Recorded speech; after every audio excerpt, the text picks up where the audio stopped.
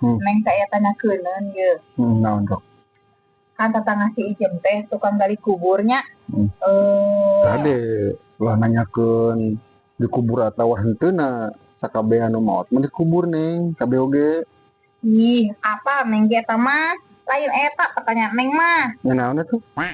Kieu nya, lamun misalkeun manehna teh maot anu ngagali kubur nah saha nya?